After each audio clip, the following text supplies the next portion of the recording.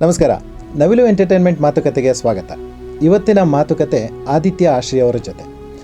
ಇತ್ತೀಚೆಗೆ ಒಂದು successful cinema ಕನ್ನಡದಲ್ಲಿ ಬಿಡುಗಡೆ ಆಯಿತು. ಅದು ಡೇರ್ ಡೆವಿಲ್ ಮುಸ್ತಫಾ.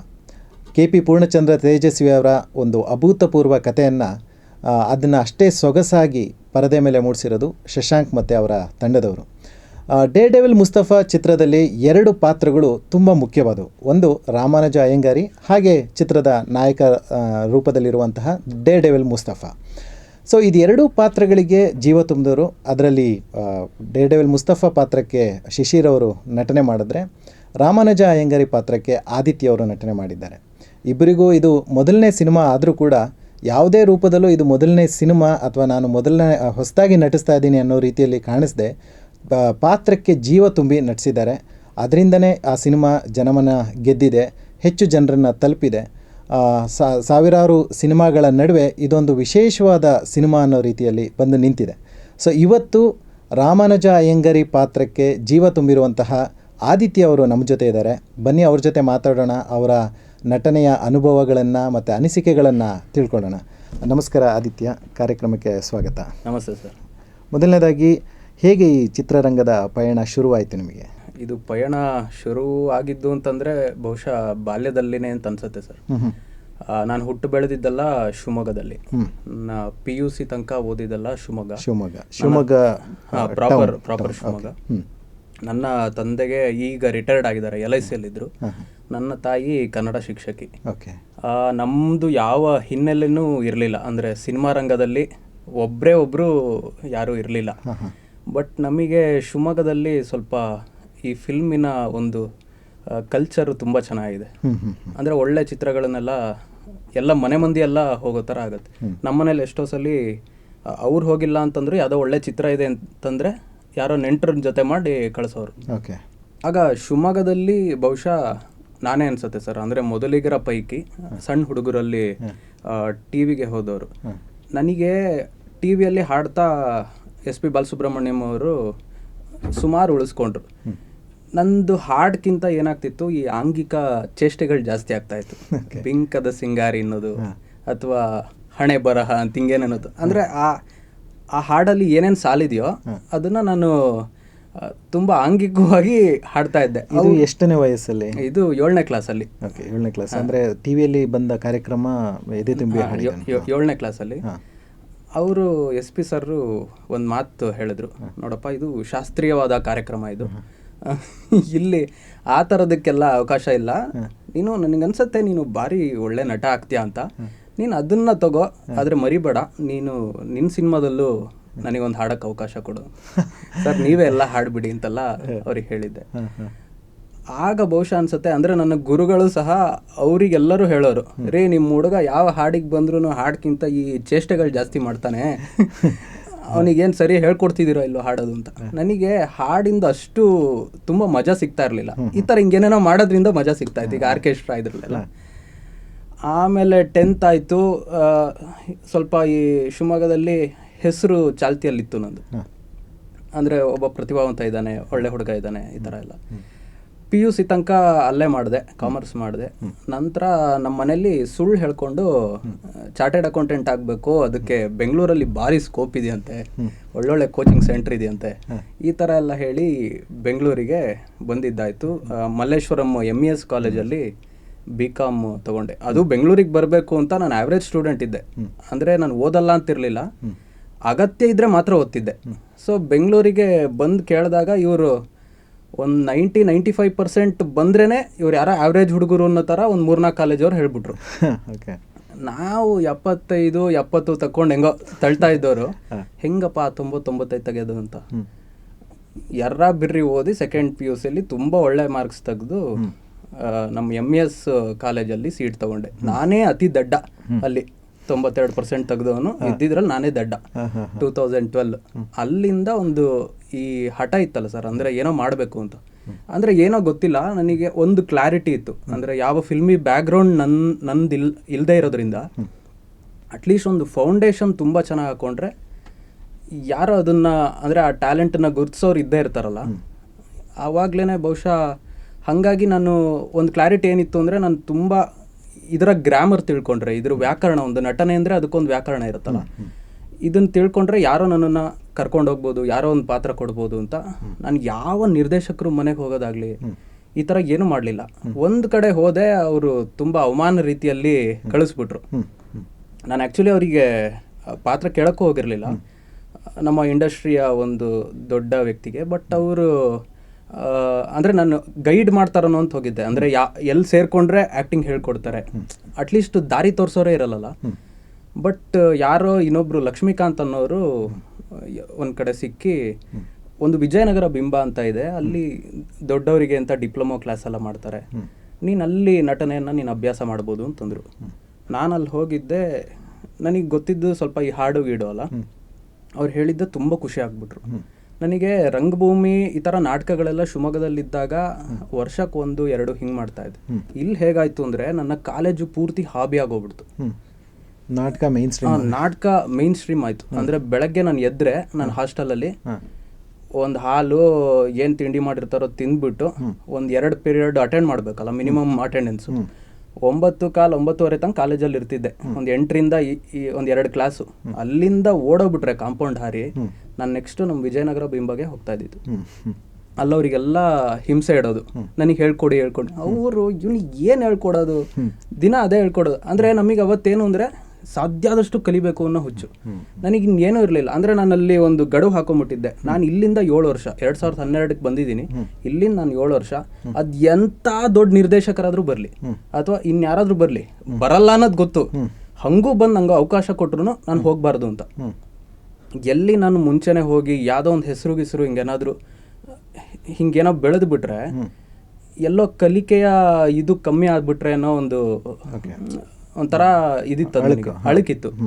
ಹಾಗಾಗಿ ಒಂದು 7 ವರ್ಷ ನಾನು ಯಾವುದೇ ಕಾರಣಕ್ಕೂ ಹೋಗಬಾರ್ದು, ಸಂಪೂರ್ಣ ಇಲ್ಲಿ ಕಲಿಕೆ. ಅದು ಯಾಕೆಂದರೆ ಒಬ್ಬ MBBS ಮಾಡಬೇಕಂದ್ರೆ 5 ವರ್ಷ ತೊಗೊಳುತ್ತೆ, ಅವ್ನು ಇನ್ನೊಂದು ಏನೋ ಮಾಸ್ಟರ್ ಆಗಬೇಕಂದ್ರೆ ಇನ್ನೊಂದು 2 ವರ್ಷ. ಸೊ ನಮ್ಮ ತಲೆಯಲ್ಲೇನೋ ನಾನೇನೋ ದೊಡ್ಡ ಒಂದು ಕ್ರ್ಯಾಕ್ ಮಾಡ್ಕೊಂಬಿಟ್ಟೆ. ಒಂದು ಡಾಕ್ಟರ್ ಆಗಬೇಕು ಅಂದ್ರೇ 7 ವರ್ಷ ಬೇಕು, ಇಲ್ಲಿ ಕೋಟ್ಯಾಂತರ ಜನರ ಪಲ್ಸ್ ಹಿಡಿಬೇಕು. ಅಂದರೆ ಇಡೀ ಪ್ರೇಕ್ಷಕ ಯಾವುದೋ ಕಪಾಲಿ ಥಿಯೇಟ್ರಲ್ಲಿ 1000 ಜನ ಹಿಂಗೆ ಕುತ್ಕೊಂಡು ನೋಡ್ತಾ ಇದ್ರೆ ಆ 1000 ಜನಕ್ಕೂ ನನ್ನ ಇಂಪ್ಯಾಕ್ಟ್ ಇರಬೇಕಲ್ಲ. ಸೊ ಅದಕ್ಕೇನೋ ಅದೇನೋ ಇದೆ, ಅದೇನೋ ಒಂದು ಕಲಿಕೆ ಇದೆ ಅಂತ 7 ವರ್ಷದ ಗಡುವು ಹಾಕ್ಕೊಂಡೆ. 2017ಕ್ಕೆ ಒಂದು ಗಡುವು ಮುಗಿತಾ ಬಂದಿತ್ತು. ನೀವು ಅವಾಗ ಫಸ್ಟ್ ಸಿನಿಮಾ ಅಂದ್ರಿ, ಇಲ್ಲ ಇದ್ರ ಹಿಂದೆ ನಾನು 2 ಸಿನಿಮಾ ಮಾಡಿದ್ದೆ. ಒಂದು 6ನೇ ಮೈಲಿ ಅಂತ, ಸೀನಿನವರು ಡೈರೆಕ್ಟರ್. ಇನ್ನೊಂದು ಆದಿಪುರಾಣ ಅಂತ, ಅದರಲ್ಲಿ ಒಬ್ಬ ಕುಡುಕನ ರೋಲ್ ಥರ, ಅದು ಮೋಹನ್ ಕಾಮಾಕ್ಷಿ ಅನ್ನೋರು ನಿರ್ದೇಶನ ಮಾಡಿದ್ದು. ಮೇಯ್ನ್ ಲೀಡ್ ಆಗಿ ಹೀರೋ ಆಗಿ ಇದು ಶಶಾಂಕ್ ಸೋಗಲ್ ಅವರ ಡೇರ್ ಡೆವಿಲ್ ಮುಸ್ತಫಾ. ಸೊ ಇದ್ರ ಹಿಂದೆ ಒಂದು 2 ಶಾರ್ಟ್ ಫಿಲಮ್ ಮಾಡಿದ್ದೆ, ಕಲರ್ಫುಲ್ ಬುಗುರಿ ಮತ್ತು ಆಟೋ ಭಾಸ್ಕರ ಅಂತ. ಆ ಆಟೋ ಭಾಸ್ಕರದಲ್ಲಿ ಅಂದರೆ ನಾನು ಥಿಯೇಟರ್ ಮಾಡ್ತಾ ಇದ್ದೆ, ಅವಾಗ ಒಂದು 7 ವರ್ಷ ಆಗಿತ್ತು. ನನಗೆ ಕ್ಯಾಮ್ರಾದಲ್ಲಿ ಹೇಗೆ ಆ್ಯಕ್ಟ್ ಮಾಡ್ತೀನಿ ಅಂದರೆ ಥಿಯೇಟರಿಗೂ ಕ್ಯಾಮ್ರಾಕ್ಕೂ ತುಂಬ ಡಿಫ್ರೆನ್ಸ್ ಆಗ್ತಾಯಿತ್ತು. ನಾನು ಬೇಕಂತ ಮನೇಲಿ ನಾನು ಶೂಟ್ ಮಾಡ್ಕೊತಿದ್ದೆ. ಅಂದರೆ ಒಂದು ಕ್ಯಾಮ್ರಾ ಎಲ್ಲೋ ಪ್ಲೇಸ್ ಮಾಡಿ ಹೆಂಗೆ ನಾನು ಆ್ಯಕ್ಟ್ ಮಾಡಿದ್ರೆ ಹೆಂಗೆ ಕಾಣ್ತೀನಿ, ಇದು ವರ್ಕ್ ಆಗ್ತಿದೆಯಾ, ಅಂದರೆ ನಾನು ಅಂದ್ಕೊಂಡಿರೋದು ಬರ್ತಿದ್ಯಾ, ಇವೆಲ್ಲ. ಆಗ ಏನಾಗ್ತಾಯಿತ್ತು, ತುಂಬ ಓವರ್ ಆ್ಯಕ್ಟಿಂಗ್ ಮಾಡ್ತಾಯಿದ್ದೀನಿ ಅಂತ ಅನಿಸ್ತಾ ಇತ್ತು. ಯಾಕೆಂದರೆ ಥಿಯೇಟರಿಗೆ ಹೇಗೆ ಬೇಕೋ ಹಾಗೆ ಮೋಲ್ಡ್ ಆಗಿದ್ದೆ, ಹಾಗೆ ಮಾಡ್ತಾಯಿದ್ದೆ. ಸೊ ಆಟೋ ಭಾಸ್ಕರ ಅನ್ನೋದಲ್ಲಿ ಬೇಕಂತ ಒಂಥರ ಒಂದು ಚಾಲೆಂಜಿಂಗ್ ಆಗಿರಲಿ ಅಂತ 11 ರೋಲನ್ನು ಬರ್ಕೊಂಡೆ. ಆ್ಯಕ್ಚುಲಿ 7 ಬರ್ಕೊಂಡಿದ್ದೆ, 4 ಇನ್ಯಾರೋ ಬೇರೆಯವ್ರ ಕೈಯಲ್ಲಿ ಸಪೋರ್ಟಿಂಗ್ ರೋಲ್ ಮಾಡಿಸೋಣ ಅಂತ. ಅದೇನಾಯಿತು, ನನ್ನ ಫ್ರೆಂಡು ಯಾಕೋ ಬರೀ 7 ಮಾಡ್ತೀಯ, 11 ಮಾಡೋ, ದಶಾವತಾರ ಮಿಡ್ಸೋಣ ಮಾಡೋ, ಈ ಥರ ಏನೇನೋ. ನನಗೆ ಹೌದಾ ಮಾಡ್ಬೋದಾ, ಅಲ್ಲಿ ಮೀರ್ಸೋದನ್ನಕ್ಕಿಂತ ನನ್ನ ಕಲಿಕೆ ಏನೋ ವರ್ಕ್ ಆಗ್ತಿದೆಯಾ ಅಂತ ಆಟೋ ಭಾಸ್ಕರ ಅಂತ ಮಾಡಿದೆ. ಅದರಲ್ಲಿ 11 ರೋಲನ್ನು ಮಾಡಿದೆ, ಇನ್ಕ್ಲೂಡಿಂಗ್ ಒಂದು ಅಜ್ಜಿ, ಒಂದು ಹೀರೋಯಿನ್ ಥರ. ಅದು ಏನಾಯ್ತು ಅಂದರೆ ಸರ್, ಅಂದರೆ ನನಗೆ ನಟನೆಯಲ್ಲಿ ಇದ್ದ ಹಸು ಇದೆಯಲ್ಲ, ಅದು ತುಂಬ ಚೆನ್ನಾಗಿ ಅದರಲ್ಲಿ ಕಾಣ್ತು. ಆದರೆ ಒಂದು ಫಿಲ್ಮ್ ಮೇಕಿಂಗ್ ಅಂತ ಬಂದರೆ ಆ ಗ್ರಾಮರೇ ಬೇರೆ ಇದೆ. ಆ ಗ್ರಾಮರ್ ನನಗೆ ಗೊತ್ತಿಲ್ಲ.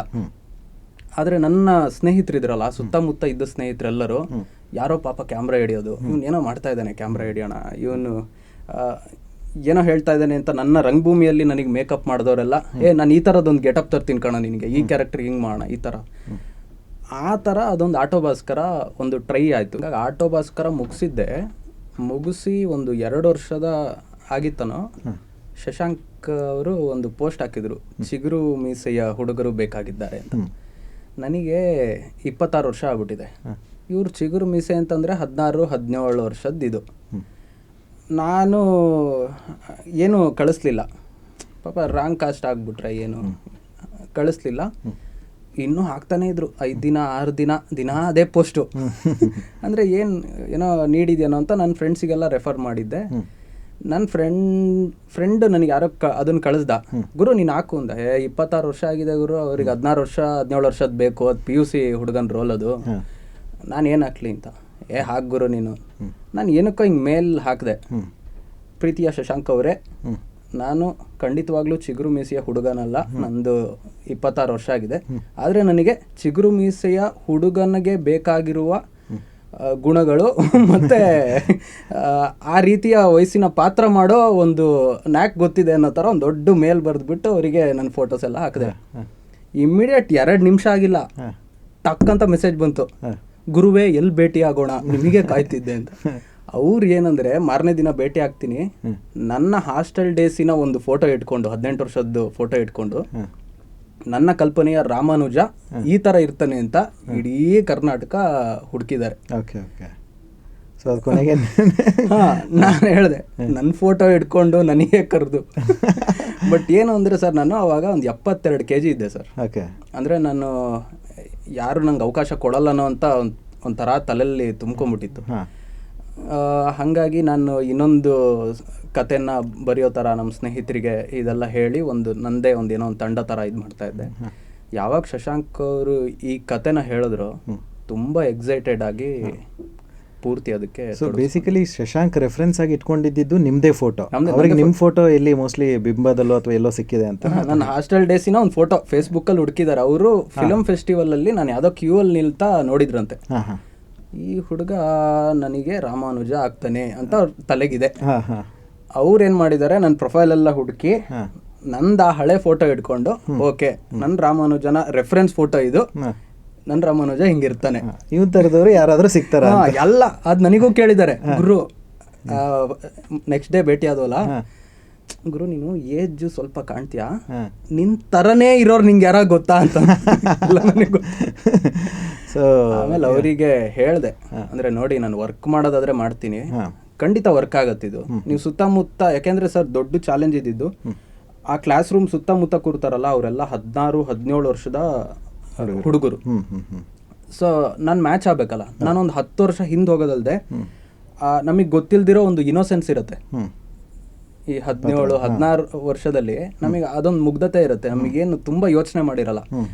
ಈಗೇನೋ ಭಾರಿ ಮೆಚುರಿಟಿ ಬಂದವ್ರ ಥರ ನಾಟಕ ಮಾಡ್ತಾ ಇರ್ತೀವಿ, ಬಟ್ ಅದರಲ್ಲಿ ಒಂದು ಇನೋಸೆನ್ಸ್ ಇರುತ್ತಲ್ಲ, ಅದು ತುಂಬ ಚಾಲೆಂಜಿಂಗ್ ಆಗಿದೆ ನನಗೆ. ಅಂದರೆ ತೂಕ ಇಳಿಸಿದ್ದು ಹತ್ತತ್ರ ಒಂದು 16 kg ಇಳಿಸಿದ್ದೆ. ಜೊತೆಗೆ ಆ ಕೋವಿಡ್ ಟೈಮ್ ಬಂತು, ಒಂಥರ ಸನ್ಯಾಸಿ ಥರ ಬದುಕ್ಬಿಟ್ಟಿದ್ದೆ. ದಿನ 4 ಹೊತ್ತು ಬರೇ ಹಸಿರು ತರಕಾರಿಗಳು, ಒಂದು ದೊಡ್ಡ ಬೌಲ್ ಮಾಡಿಕೊಂಡು ಅದು ತಿನ್ನಕ್ಕೆ ಒಂದು 35-40 ನಿಮಿಷ ಬೇಕು. ಅಗ್ದು ಪೂರ್ತಿ ಬಾಡಿಯಲ್ಲಿರೋ ಎಲ್ಲ ಫ್ಯಾಟು ಎಲ್ಲ ಹೋಗಿತ್ತು. ಹತ್ತತ್ರ ಅದು ದಿನ ಹಿಂಗೆ ಕೌಂಟ್ ಮಾಡ್ತಾ ಇದ್ದೆ, ಬರ್ದು 564ನೇ ದಿನಕ್ಕೆ ನನ್ನ ಡಯಟ್ ಮುಗಿಸಿದ್ದೀನಿ. ಓಕೆ, ಸೊ ಆಲ್ಮೋಸ್ಟ್ 2-2.5 ವರ್ಷ. ಹೌದು, ಅಂದರೆ 2 ಕೋವಿಡ್ ಟೈಮು ನಮಗೆ ಇದಾಯ್ತಲ್ಲ. ಹೌದು. ಸೊ ಡೈಲಿ ಡಯಟ್ ಮಾಡಿ ಆ ಪಾತ್ರಕ್ಕೆ ಬೇಕಾಗಿರೋ ಒಂದಷ್ಟು ಸಿಕ್ಕಾಪಟ್ಟೆ ಮಾಡಿ ಇವಾಗ ನಾನು ಡಯಟಿಷಿಯನ್ ಲೆವೆಲಲ್ಲಿ ಫ್ರೆಂಡ್ಸ್ ಹತ್ರ ಎಲ್ಲ ಮಾತಾಡ್ತೀನಿ. ಓಕೆ, ಸೊ ಓವರಾಲ್ ಆ ಒಂದು ಡೇರ್ಡೆವಿಲ್ ಮುಸ್ತಫಾದ ಎಕ್ಸ್ಪೀರಿಯನ್ಸ್ನ ತಗೊಂಡ್ರೆ, ಒಂದು ಪಾತ್ರಕ್ಕೆ ನಿಮ್ಮ ಪ್ರಿಪರೇಷನ್ನು ಬಾಡಿ ವಿಷಯದಲ್ಲಿ, ಅಂದರೆ ಸ್ವಲ್ಪ ತೂಕ ಇಳಿಸ್ಬೇಕಾಗಿತ್ತು ಎಲ್ಲದು ಒಂದು, ಜೊತೆಗೆ ಅದು ಅಂದರೆ ಇನ್ನೊಂದು ತುಂಬಾ ಟಫ್ ಸಬ್ಜೆಕ್ಟ್, ಅಂದರೆ ತೇಜಸ್ವಿಯವರ ಕತೆ, ಜೊತೆಗೆ ಅದಕ್ಕೆ ಬೇಕಾಗಿರೋ ಎಲ್ಲ ನ್ಯಾಯನ ಒದಗಿಸ್ಬೇಕು ಅನ್ನೋದು ಒಂದು ದೊಡ್ಡ ತಲೆಯಲ್ಲಿ ಒಂದು ದೊಡ್ಡ ಜವಾಬ್ದಾರಿ ಬಂದು ಕೂತ್ಬಿಡುತ್ತೆ. ಸೊ ಅದರ ಜೊತೆಗೆ ಪಾತ್ರ ನೀವು ಲೀಡ್ ಆಗಿರೋದ್ರಿಂದ ಮುಸ್ತಫಾ ಆ್ಯಂಡ್ ರಾಮಾನುಜ ಅಯ್ಯಂಗಾರಿ ತುಂಬ ಇಬ್ಬರು ಇಡೀ ಸಿನಿಮಾನ ಕ್ಯಾರಿ ಮಾಡೋವಂಥವ್ರು. ಸೊ ಆ ಒಂದು ಜವಾಬ್ದಾರಿ ನಿಮಗೆ ಮೊದಲನೇ ಸಲ ಅಷ್ಟು ದೊಡ್ಡ ಜವಾಬ್ದಾರಿ ಸಿಗ್ತಾ ಇರೋದು, ಅದನ್ನು ಹೇಗೆ ನಿಭಾಯಿಸಿದ್ರಿ? ಅಂದರೆ ಪಾತ್ರಕ್ಕೆ ಹೇಗೆ ಪ್ರಿಪ್ರೇಷನ್ಗಳನ್ನು ಮಾಡಿಕೊಂಡ್ರಿ? ಸರ್ ನನಗನ್ಸುತ್ತೆ, ನನಗೆ ಯಾವ ಭಯ ಇರಲಿಲ್ಲ ಸರ್. ಬಹುಶಃ ಅದು ನನಗೆ ಸಿಕ್ಕ ಗುರು ಪರಂಪರೆ ಅಂತ ಅನ್ಸುತ್ತೆ. ಅಂದರೆ ನನಗೆ ಅವರೆಲ್ಲ ಹೇಳ್ಕೊಟ್ರಲ್ಲ, ನಾನು ವಿಜಯನಗರ ಬಿಂಬ ಮಾಡಿದೆ, ನಂತರ ಅನೇಕ ಅಂತ ಸುರೇಶ್ ಆನ್ಗಳ್ಳಿನವರು ನನ್ನ ಗುರುಗಳು, ಅವರು ನೆಕ್ಸ್ಟ್ ಸೈಡ್ ವಿಂಗ್ ಬೆಂಗಳೂರು ಅಂತ ಶೈಲೇಶ್ ಕುಮಾರ್, ಮತ್ತು ಇನ್ನೊಬ್ಬ ನನ್ನ ಕಿರಿಯ ಗೆಳೆಯ, ಅವನು ನನಗೆ ಗುರು. ಅಂದರೆ ನನಗಿಂತ ತುಂಬ ರಂಗಭೂಮಿ ಮಾಡಿದವನು, ಭರತ್ ಸಾ ಜಗನ್ನಾಥ್ ಅಂತ. ಇವರೆಲ್ಲ ನನಗೆ ಏನೋ ಒಂದು ನಂಬಿಕೆ ಇಟ್ಟು ಪಾತ್ರ ಕೊಡ್ತಾಯಿದ್ರು. ಆಮೇಲೆ ಇದು ಸಬ್ಜೆಕ್ಟು ತುಂಬ ಇದು ಹೇಳಿದ್ರಲ್ಲ, ಡೇರ್ಡೆವಿಲ್ ಮುಸ್ತಫಾ, ತುಂಬ ಯೋಚನೆ ಮಾಡಿಲ್ಲ ಸರ್ ನಾನು. ನನ್ನ ತಲೆಯಲ್ಲಿ ಇದ್ದಿದ್ದೊಂದೇ, ರಾಮಾನುಜನಿಗೆ ಆಗಿರಬಹುದಾದ ಆ ಸಂದರ್ಭದಲ್ಲಿನ ಅವನ ತಲೆಯಲ್ಲಿ ಏನೇನೇನೇನೇನೇನು ಓಡಿರ್ಬೋದು. ಯಾಕೆಂದರೆ ಇರೋದು ಕೇವಲ 6 ಪೇಜಿನ ಕತೆ. ಎಲ್ಲೂ ಅಲ್ಲಿ ಇದ್ದಿದ್ದು ಸಾಧ್ಯ ಆದಷ್ಟು ಮುಸ್ತಫನ ಬಗ್ಗೆ ತೇಜಸ್ವಿ ಸರ್ ಬರೆದಿದ್ದಾರೆ. ಇನ್ನೊಂದೇನು ಅಂದರೆ ಅಪಾರ ಓದುಗರ ಬಳಗ ಅವ್ರದ್ದು. ಸೊ ನಾನು ರಾಮಾನುಜ ಅಯ್ಯಂಗಾರಿ ಯಾರೋ ಸಿನಿಮಾ ನೋಡೋಕ್ಕಿಂತ ಮುಂಚೆ ಏನಾದರೂ ಓದ್ಕೊಂಬಂದರೆ ನಾನೊಂದು ಜಸ್ಟಿಸ್ ಕೊಡಬೇಕಲ್ಲ, ಇವನು ಹಿಂಗಿದ್ದ ಅಂತ. ಆಮೇಲೆ ಕಥೆಯಲ್ಲಿ ಶಶಾಂಕ್ ಮತ್ತು ನಮ್ಮ ರೈಟಿಂಗ್ ಟೀಮೆಲ್ಲ ಅಚ್ಚುಕಟ್ಟಾದ ಒಂದು ಪಾತ್ರವನ್ನು ಕಟ್ಟಿದ್ದಾರೆ. ಆ ರಾಮಾನುಜನ್ ತಲೆಯಲ್ಲಿ ಏನು ಓಡ್ತಿದೆ ಅನ್ನೋದಕ್ಕೆ ನನ್ನ ಹತ್ರ ಲಿಟ್ರಲಿ ಒಂದು 200-220 ಪುಟಗಳ ಒಂದು ನೋಟ್ಸ್ ಇತ್ತು. ಅದು ಇಲ್ಲಿಂದ ಅಲ್ಲ, ನನ್ನ ಥಿಯೇಟರ್ ಡೇಸಿಂದನೂ ನಾನೊಂದು ಯಾವುದೋ ಪಾತ್ರ ಮಾಡ್ತಿದ್ದೀನಿ ಅಂದರೆ ಅದು ಸಣ್ಣದಿರಲಿ ದೊಡ್ಡದಿರಲಿ ಮಿನಿಮಮ್ 100 ಪೇಜಸ್ ನನ್ನ ರೈಟಿಂಗ್ ಇರುತ್ತೆ. ನಾನೊಂದು ಕೈ ಚಲನೆ ಮಾಡಿದ್ರೆ ಅಥವಾ ನನ್ನ ಕಣ್ಣೇನೋ ಹಾವಭಾವ ಆ ಕಡೆ ಈ ಕಡೆ ಹೋದರೆ ಅವ್ನು ಯಾಕೆ ಅದನ್ನು ಮಾಡ್ತಾನೆ. ಸೊ ಆ ರೀತಿಯ ಕ್ಲಾರಿಟಿ ಇಲ್ಲದೆ ನನಗೆ ಒಂದು ಆ್ಯಕ್ಷನ್ ಮಾಡೋಕ್ಕೂ ಸಾಧ್ಯ ಇಲ್ಲ. ಈ ಕೆಲವರಂತ ತುಂಬ ಸ್ಪಾಂಟೇನಿಯಸ್ ಆಗಿ ಆ್ಯಕ್ಟ್ ಮಾಡ್ತಾರೆ ಅಂತ, ನನಗೆ ಹಂಗೆ ಬರೋಲ್ಲ. ನನಗೆ ಹಂಗೆ ಮಾಡೋ ಥರದ್ದೊಂದು ಪ್ರಿಪ್ರೇಷನ್ ಇದೆಯಲ್ಲ, ಅದು ತುಂಬ ಇದಾಗತ್ತೆ. ಹಾಗಾಗಿ ಅಲ್ಲಿ ನನಗೆ ಯಾವ ಭಯ ಅಂತ ಆಗಲಿಲ್ಲ. ನನಗೆ ತುಂಬ ಇದ್ದು 100 ಜನ ಪ್ರೊಡ್ಯೂಸರ್ಸ್ ಅಲ್ಲ, ಏನೋ ಒಂದು ನಂಬಿ ಈ ಹುಡುಗರಲ್ಲಿ ಏನೋ ಒಂದು ಹಸಿವಿದೆ, ಏನೋ ಕನ್ನಡಕ್ಕೆ ಒಂದು ವಿಶೇಷ ಸಿನಿಮಾ ಆಗುತ್ತೆ ಅನ್ನೋ ಒಂದು ನಂಬಿಕೆ ಮೇಲೆ ಕೊಟ್ಟಿದ್ದಾರೆ. ನಾವು ಅಟ್ಲೀಸ್ಟ್ ಅವ್ರನ್ನ ಉಳಿಸ್ಕೋಬೇಕು. ಯಾರ ಹತ್ರ ಬೈಸ್ಕೊಂತೀವಲ್ಲ, ತೇಜಸ್ವಿ ಫ್ಯಾನ್ಸ್ ಹತ್ರ ಸದ್ಯಕ್ಕಂತೂ ಬೈಸ್ಕೋಬಾರ್ದು. ಯಾಕೆಂದರೆ ಎಂಥ ಒಳ್ಳೆ ಕಥೆನ ಹಾಳು ಮಾಡಿಬಿಟ್ರಲ್ಲ ಅಂತಂದರೆ ಅದಕ್ಕಿಂತ ಇದು ಯಾವುದಿರಲ್ಲ. ಹಾಗಾಗಿ ಏನಿಲ್ಲ ಸರ್, ಶ್ರದ್ಧೆಯಿಂದ ಮಾಡಿದ್ದು ಇಡೀ ತಂಡ ಎಲ್ಲ ನಾನು ಆ್ಯಕ್ಚುಲಿ ನಮ್ಮ ಶಂಕರ ಮತ್ತು ಕುಮಾರ ಇವರೆಲ್ಲ ಇದಾರಲ್ಲ ಸರ್, ಅಯ್ಯಂಗಾರಿಯ ಪಟಾಲಂ ಇದಾರಲ್ಲ, ಇವರೆಲ್ಲ ಡೈರೆಕ್ಷನ್ ಟೀಮಲ್ಲೂ ತುಂಬ ಕೆಲಸ ಮಾಡಿದ್ದಾರೆ. ನಾನು ತುಂಬ ಸ್ವಾರ್ಥಿ, ನನ್ನ ಪಾತ್ರ ಚೆನ್ನಾಗಬೇಕು ನನಗೆ. ಜೊತೆಗೇನು ನಾನು ಅದು ಮಾಡಿದ್ರೆ ನಾನು ಆ ಫೋಕಸ್ ಕಳ್ಕೊಂಡ್ಬಿಡ್ತೀನಿ. ನಾನು ಅದನ್ನು ನನ್ನ ಹಿಂದೆನೂ ನೋಡಿದ್ದೀನಿ. ನಾನು ಅದೊಂದು ಮಾಡಿದ್ರೆ ಅದು ತುಂಬ ಚೆನ್ನಾಗಿ ಮಾಡಿರ್ತೀನಿ. ಹಾಗಾಗಿ ಅವರ ಶ್ರಮ ತುಂಬ ಇದೆ ಸರ್. ನನ್ನ ಟೀಮ್ ಅದಕ್ಕೆ ಪಾತ್ರಕ್ಕೆ ಬೇಕಾಗಿರೋದು ನೀವು ತುಂಬ ಫೋಕಸ್ಡ್ ಆಗಿ ಪಾತ್ರದಲ್ಲೇ ಮುಳುಗಿದ್ದೀರಿ ಸಿಕ್ಕಾಪಟ್ಟೆ. ಸೊ ನಾನು ಇನ್ನೊಂದು ಕೇಳಿದ್ದೆ, ಅಂದರೆ ನೀವು ಆ ಪಾತ್ರದ ಒಳಗಡೆ ಹೋಗಬೇಕಾಗಿದ್ದರಿಂದ ಅಯ್ಯಂಗಾರಿಯ ಬಾಡಿ ಲ್ಯಾಂಗ್ವೇಜ್ ಹೀಗಿರಬೇಕು, ನೀವೇ ಹೇಳಿದ್ರಿ ಮುಂದೆ, ನಾನು ಪ್ರತಿಯೊಂದನ್ನು ಬರ್ಕೊತಾ ಇದ್ದೆ. ಅಂದರೆ ಅವ್ನ ಬಾಡಿ ಲ್ಯಾಂಗ್ವೇಜ್ ಹೀಗಿರುತ್ತೆ, ಅವ್ನು ಹೀಗೆ ಯೋಚನೆ ಮಾಡ್ತಾನೆ, ಈ ಕಡೆ ಕತ್ತರಿಸ್ತಾನೆ ಅಥವಾ ಎಲ್ಲದನ್ನು ನೀವು ಪ್ರತಿಯೊಂದನ್ನು ನೋಟ್ಸ್ ಮಾಡ್ಕೊತಿದ್ರಿ. ಅದ್ರ ಜೊತೆಗೆ ಅವನು ಅಂದರೆ ಒಂದು ಸ್ವಲ್ಪ ದಿವಸ ನೀವು ತಲೆಯನ್ನು ಕೂಡ ಬೋಳಿಸ್ಕೊಂಡು ಒಂದು ಓಡಾಡ್ತಾ ಇದ್ರಿ ಅನ್ನೋದು ಕೇಳಿದ್ದೀನಿ. ಅಂದರೆ ಜನ ಏನು ರಿಯಾಕ್ಟ್ ಮಾಡ್ತಾರೆ, ನೀವು ಅದಕ್ಕೆ ಯಾವ ರೀತಿ ಒಬ್ಬ ಅಯ್ಯಂಗಾರಿಯಾಗಿ, ರಾಮಾನುಜ ಅಯ್ಯಂಗಾರಿಯಾಗಿ ಯಾವ ರೀತಿ ರಿಯಾಕ್ಟ್ ಮಾಡಿ? ಅಲ್ಲಿ ಆದಿತ್ಯ ಬರೋದೇ ಇಲ್ಲ ಸರ್. ಅಂದರೆ ಈಗ ಅಯ್ಯಂಗಾರಿ ಆಗಿ ನೆಕ್ಸ್ಟ್ ನಾನು ಯಾವುದೇ ಸಿನಿಮಾ ಮಾಡಿದ್ರು ನಾನೊಂದು 3 ದಿನ ರೋಡಲ್ಲಿ ಆ ಥರ ಓಡಾಡಿರ್ತೀನಿ. ನನಗೆ ಯಾರ ಬಂದು ಇವಾಗ ಯಾರೋ ಡೇರ್ಡೆವಿಲ್ ಮುಸ್ತಫಾ ಅಲ್ವಾ ನೀವು ಅಂತಂದ್ರು ನಾನು ಹೌದು ಅಂತ ಮಾತಾಡ್ತೀನಿ. ಬಟ್ ಅದು ನನ್ನ ಮುಂದಿನ ಸಿನಿಮಾದ ಯಾವುದೋ ಒಂದು ಪಾತ್ರವಾಗಿ ಮಾತಾಡ್ತಾ ಇರ್ತೀನಿ. ನನಗೆ ಅದೇ ಎಕ್ಸಸೈಸು. ಆ ಪಾತ್ರ ಓಡಾಡಬೇಕು, ಅದು ಹೆಂಗೆ ಓಡಾಡತ್ತೆ. ನನ್ನ ತಲೆಯಲ್ಲಿರೋ ಅಯ್ಯಂಗಾರಿ ಅಲ್ಲಿ ಬರ್ತಾ ಇದ್ದಾನ. ಅದೇನಾಯಿತು, ನಾನು ಶಶಾಂಕಿಗೆ ಹಠ ಮಾಡ್ತಾ ಇದ್ದೆ, ಇಷ್ಟು ಪಿಳ್ಳೆ ಜುಟ್ಟು ಮಾತ್ರ ಬಿಡೋಣ, ಪೂರ್ತಿ ತೆಗೋಣ ಅಂತ. ನಮ್ಮದು ಕೆಲವು ಕಂಟಿನ್ಯೂಟಿ ಸಮಸ್ಯೆಯಿಂದ ಇಷ್ಟು ಮಾತ್ರ ಮಾಡಿದ್ವಿ. ಅವನ ಉಪನಯನ ಸೀನೆಲ್ಲ ಇದೆಯಲ್ಲ, ನನಗೆ ಉಪನಯನ ಸೀನ್ ಆದಮೇಲೆ ರೆಗ್ಯುಲರ್ ಆ ತರಕಾರಿ ತರಕ್ಕೆ ಹೋಗ್ತಿದ್ನಲ್ಲ ಮೈಸೂರಲ್ಲಿ, ಹಿಂಗೆ ಹೋಗ್ಬಿಟ್ಟೆ. ಬೆಳಗ್ಗೆ ಎದ್ದೋನೆ ಅಲ್ಲಿಗೆ ಇಲ್ಲಿ ಉಜ್ಕೊಂಡು ಜನ ಎಲ್ಲ ಹಿಂಗೆ ನೋಡ್ತಾ ಇದ್ದಾರೆ, ಇವನು ಯಾರಿದು ಅರ್ಧ ತಲೆ ಹಿಂಗೆ ತಗೊಂಡು ಬಂದ್ಬಿಟ್ಟಿದ್ದಾನೆ ಅಂತ.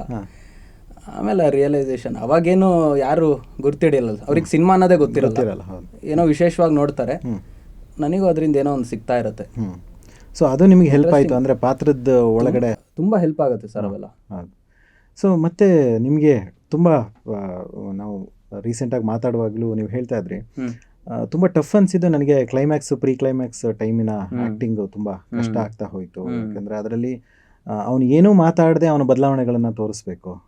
ಸೊ ಅದಕ್ಕೆ ನೀವು ಯಾವ ರೀತಿಯ ಪ್ರಿಪ್ರೇಷನ್ ಮಾಡ್ಕೊಂಡ್ರಿ ಮತ್ತು ಅದನ್ನು ಹೇಗೆ ಸಾಧ್ಯ ಮಾಡ್ಕೊಂಡ್ರಿ ಸರ್? ಅಂದರೆ ಎಲ್ಲ ನಟರಿಗೂ ಏನಾಗುತ್ತೆ, ನಮಗೆ ಡೈಲಾಗ್ ಇದ್ದರೆ ಅದರ ಹಿಂದೆ ಮುಂದೆ ಇದನ್ನೆಲ್ಲ ಯೋಚನೆ ಮಾಡಿ ಮಾಡ್ಬೋದು. ಇದು ಕೇವಲ ಇಷ್ಟೇ ಅಲ್ಲ ಸರ್. ಇದು ನನ್ನ ಗುರುಗಳು ಸುರೇಶ್ ಹಾನಗಳ್ಳಿ ಅಂತ, ಅವರು ನ್ಯಾಷನಲ್ ಸ್ಕೂಲ್ ಆಫ್ ಡ್ರಾಮಾದಲ್ಲಿ ಡೈರೆಕ್ಟರಾಗಿ ಬಂದು ಬೆಂಗಳೂರಲ್ಲಿರೋರು. ಅವರು ಇರ್ಫಾನ್ ಖಾನ್ ಅವರ ಗುರುಗಳಾಗಿದ್ದರು, ನನ್ನ ಗುರುಗಳು. ಅವರು ದಿನ ಬೆಳಗ್ಗೆ 7ರಿಂದ 10 ತನಕ ನನಗೆ ಹಾಕಿ ರುಬ್ಬೋರು. ಒಳ್ಳೊಳ್ಳೆ ನಟನೆ ಅಂದರೆ ಏನು ಅನ್ನೋದನ್ನು ತೋರಿಸೋರು.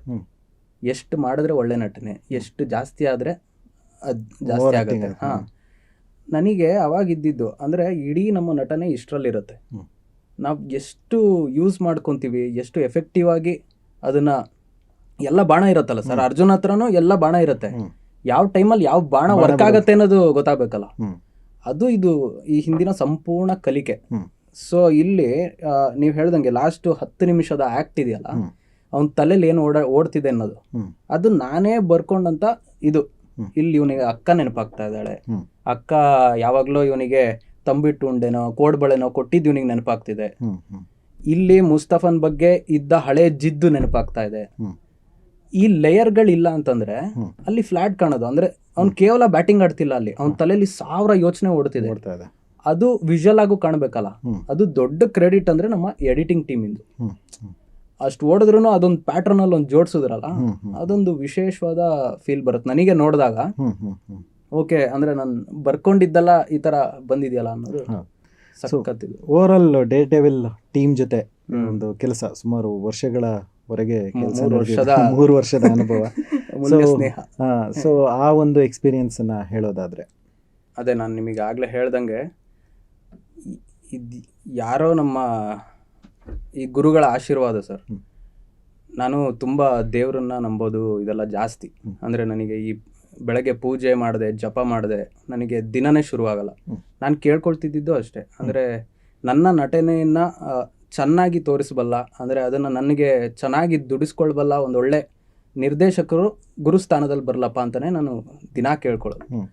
ಯಾವಾಗ ಶಶಾಂಕ್ ಅವ್ರು ಬಂದರೋ, ಅವರಿಗಿದ್ದ ಕ್ಲಾರಿಟಿ ಇದೆಯಲ್ಲ ಸರ್, ಅದು ನಂದು ಯಾವುದೋ ಒಂದು ಪೂರ್ವಜನ್ಮದ ಪುಣ್ಯ ಅಂತಾನೆ ಅಂತ ಅನ್ಸುತ್ತೆ. ಅಂದರೆ ಇಂಥ ಒಳ್ಳೆ ಟೀಮ್, ಎಲ್ಲರಿಗೂ ಸಮಾನವಾದ ಹಸುವು, ಏನೋ ಕನ್ನಡಕ್ಕೊಂದು ವಿಶೇಷವಾದ ಸಿನಿಮಾ ಮಾಡಬೇಕು ಅಂತ.